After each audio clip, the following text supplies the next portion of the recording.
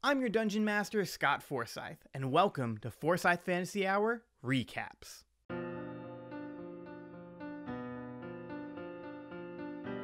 FFH Recaps tell the summarized story of the different campaigns told throughout Forsyth Fantasy Hour. This recap focuses on episodes 12 through 17 of Hilltopper and Pilgrim Season 1. And these episodes tell a chilling mystery as our heroes get trapped in a weapons factory.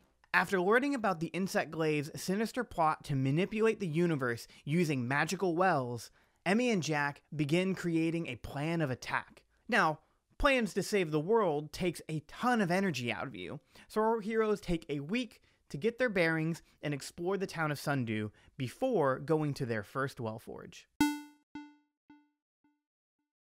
During this week, Emmy and Jack wrapped up a few side quests, such as meeting with Ymric and Ander, telling them about the events at the Barbarians' Ball. They also took some time for themselves, by shopping, training, and palling around with a few friends. Now, nearing the end of this week, Jack went and found Grey Orange, the vigilante formerly known as Totem, and one of his family friends. He asked him if he wanted to join him and Amy on their quest, but Grey declined, and told Jack that he wanted to go back to Sixport to see if the people there were okay, especially after the events of the Barbarians' Ball. Still wanting to help, Grey told Jack of an informant he met while acting as Totem. You see, as Totem, Grey went after groups involved in poaching and illegal beast trade. One of the biggest in the business was Nicholas Stormborn, whom Totem was after he was told he was going to be working at the Barbarians' Ball. He got this information from a large woman in a bug mask, who Jack realizes is Zorva the Magenta Moth, one of the founding members of the Insect Glaive. She seemed to have a lot of information about a multitude of different things, and in exchange for Nicholas's location, Totem needed to do a favor for Zorva, as she had him take this small pill. Grey agreed and believes that this pill teleported him to the ball, because in the blink of an eye, he was there that night. Jack continues to question him about this exchange, and finds out Grey doesn't remember attacking Emmy and Jack on the road to the ball. He only remembers being at the ball in the evening, calling District 6, and leaping onto the chandelier, and all of the events that followed afterwards. Confused and frazzled with this news, Jack lets Grey go to Sixport, but tells him to be wary, and wanting to learn more about this mysterious pill. After this week in Sundew, Emmy and Jack, along with Roderick the Winterwolf, decided to go and destroy their first well forge. Now, the forge they chose to go attack was the Well Forge of Design, the forge where Emmy fought Sylvian Valgeld, for it was the closest one to their current location. Now, speaking of Sylvian, Jack desperately wanted to talk with him, especially after learning Emmy had a run-in with him too, and that he was in Sundew's jail. So Sylvian was being held in an underground prison beneath Mayor Quentin's office. So, as Jack goes down to go see Sylvian, he interrogates him, using his departed Guardian's gear to increase his intimidation. Now, Jack doesn't get a lot of information out of Sylvian as he would have liked, and Sylvian ensures that he won't be in the cell for long. However, Jack is able to find a small mechanical spider that was leading into Sylvian's cell, which Jack snatches and crushes. Since he expressed interest in the departed Guardians, and he has a light knowledge of well forges, Jack shows the robotic spider to Quentin and Emmy, who neither one had seen anything like it before. But they come to this conclusion that it has to be some sort of communicator. Also, the only notable feature on this little robot was a logo of the letter J emblazoned on the back of it. Realizing they might have a breach in security, Quentin takes actions to figure out what Sylvian knows, as the heroes head for the Well Forge of Design. Now, things have changed since Emmy was last at this forge, for the Stonecutter brothers have built their business around the cave and the forge.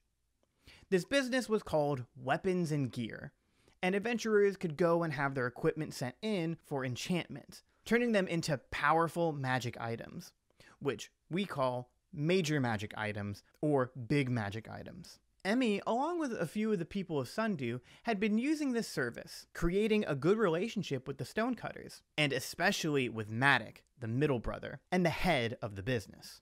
When Emmy and Jack arrive in Weapons and Gear, they run into 2 District 6 officers investigating the fiasco at the Barbarians' Ball, along with the destruction of an abandoned hotel in Sixport. So they're looking into Weapons and Gear because it's known to be affiliated with a Wellforge. The officers Chief Moxie and Lieutenant Falone begin questioning Emmy and Jack. But the youngest brother Gordy has the officers lay off and help our heroes enter the factory. While inside this immense factory, Gordy leads Emmy and Jack to Maddock as they ask for a private conversation. Maddock gives our heroes the runaround, dodging questions and diminishing their concerns with District 6, the Glaive, and the other forges. Maddock instead shows off his robotic creations and designs that are being used in the factory, which the factory itself uses the energy of the Wellforge to power everything: the doors, the lights, and the magical enchantments. Maddock also introduces his new business advisor, Reddick Richardson, a wisecracking gnome whose knowledge of robotics and science is on par with or even better than Maddock's. While talking, a power surge happens, causing Reddick to suggest that he and Gordy should go investigate the generator.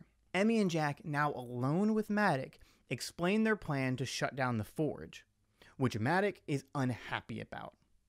Maddock ensures them that everything in the forge is safe, and shutting it down would be unnecessary, even saying that he and the brothers removed the guardian spirit that was protecting the entrance to the Wellforge, claiming that it was getting in the way of business and unneeded.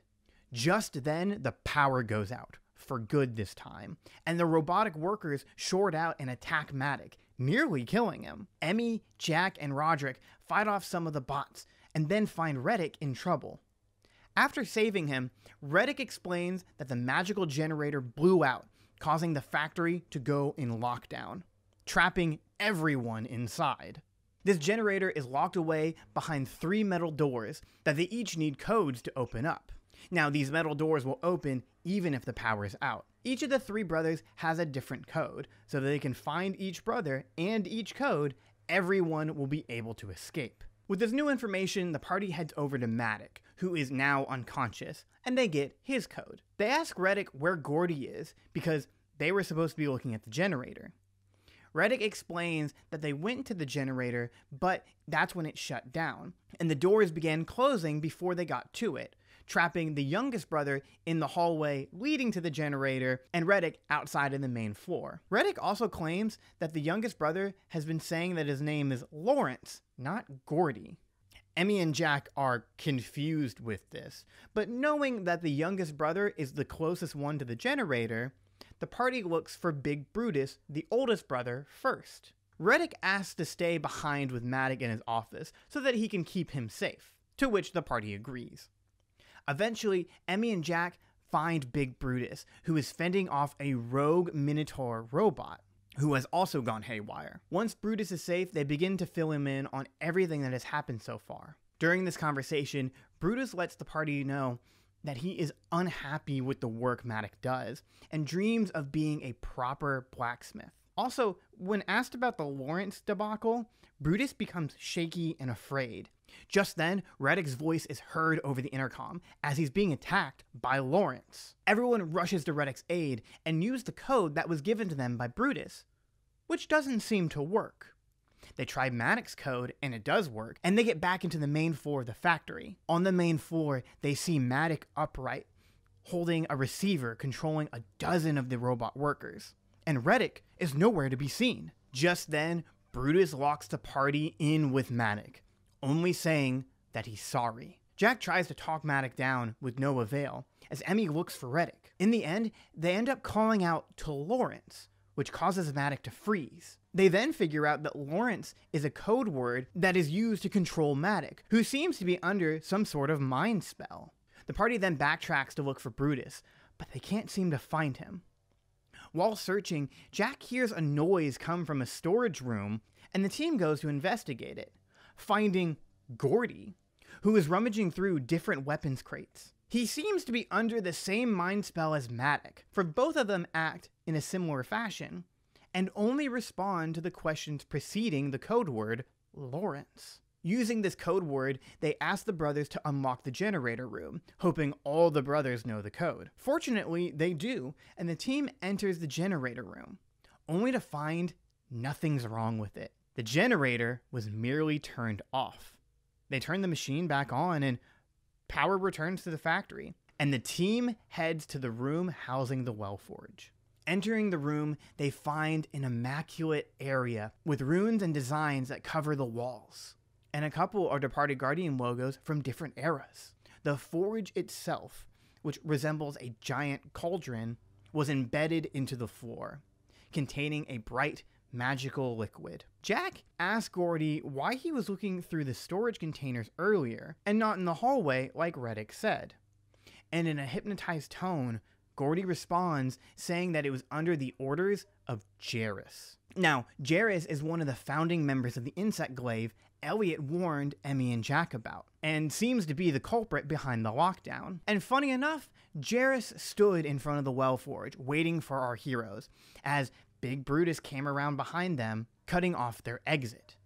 Now, Emmy and Jack have never met Jarrus, but they have met Reddick Richardson, who turns out to be the same person. You see, Jarrus had infiltrated weapons and gear to use the factory for the glaive's benefit. Not only did it give them valuable resources, but it also helped them keep close tabs on Sylvian Valgeld while he was in prison. Well, until Jack broke his communication device.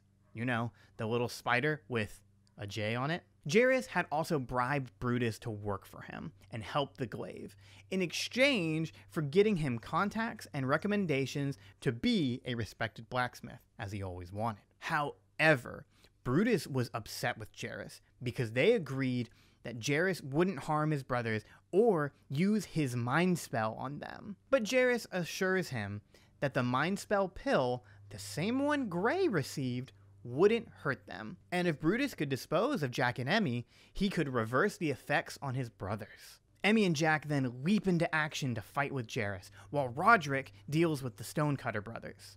As Jarrus struggles to fight with Emmy and Jack, he ends up falling into the forge, only to be shot out from it in a new form. You see, some of his mechanical equipment combined with his body, creating large insect-like legs to protrude from his back. Because as we remember, this forge has the power to combine non-magical items with magical items.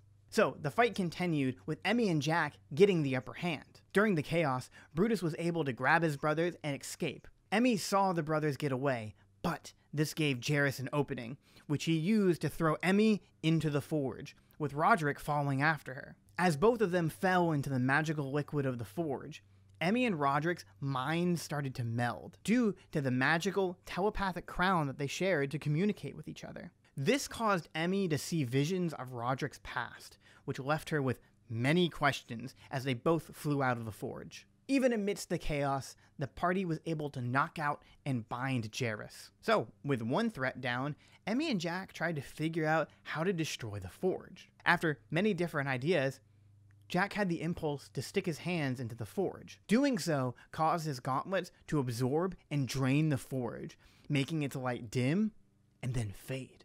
Now, doing this took a toll on Jack physically, draining some of his life force. But in the end, he was happy to do it. And now the team had one less forge to worry about. But unfortunately, their troubles are far from over.